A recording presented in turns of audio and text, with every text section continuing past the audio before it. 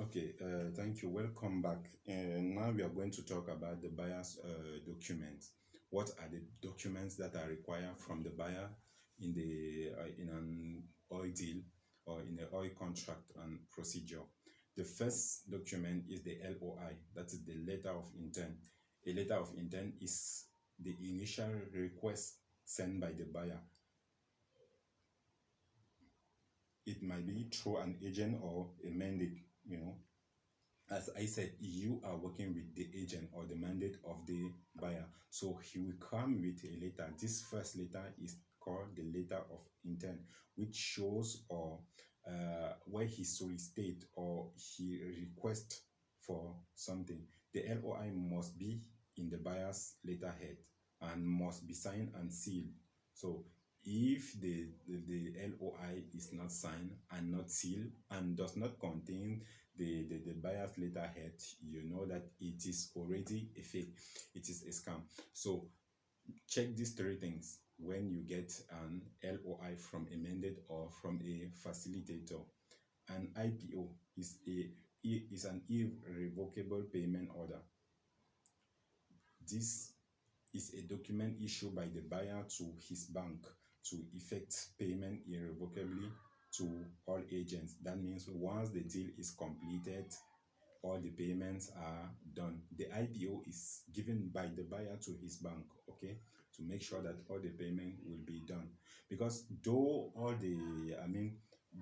those working on the seller side are paid, the money is coming from the buyer. So the buyer is the one putting the money in the business, in the game, okay? So this money is then shared in between the buyer, the seller, and all the intermediate players, okay?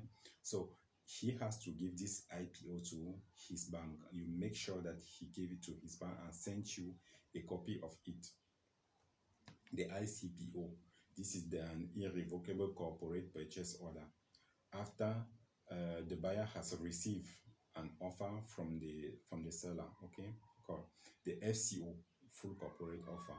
So once the buyer has has sent the LOI to the seller, okay, then this seller will give him the full corporate offer to say, okay, this is what we are offering, okay.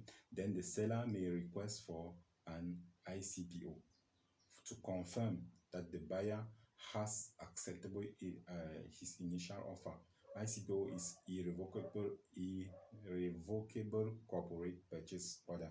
It means that as we are starting the deal, I am not going to drop the deal in the middle, okay. It means I am willing and I am ready, I'm capable to do that, and I really need it, okay. Another vocab that you will come across is the MFPA, the Master Fee Payment Agreement. This is a document usually in bed or in the contract signed by the buyer and the seller. The Master Fee Payment Agreement is signed by both parties, and it guarantees that the payment of commission to all the parties involved in the deal, all the parties involved in the deal will be paid. This is the guarantee. And now you have the POF, which is the proof of fund. This is what you need from the buyer, okay? The proof of fund to show that this comes from the bank, to show that he has the money in the bank. The proof of fund is a document that is issued by a bank confirming the financial capability of the buyer and client to complete the transaction. It could be a letter written, a signed and sealed by a bank officials in the bank's official stationery. That means it can also be in the form of a quarterly bank statement. It means it can be a yearly bank statement or a quarterly bank statement which state and say, okay, this buyer is ready. He has the required fund to deal to deal the contract. Okay.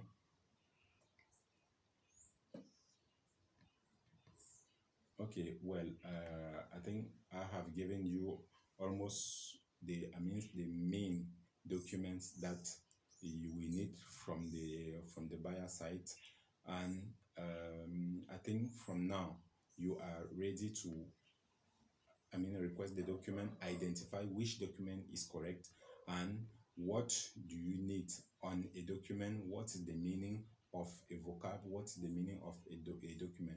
If they ask you for a TLC, an LOI, or whatever, then you know what is the meaning. Then in the next video, we are going to, or in the next lecture, we are going to talk about the seller's documents. Thank you.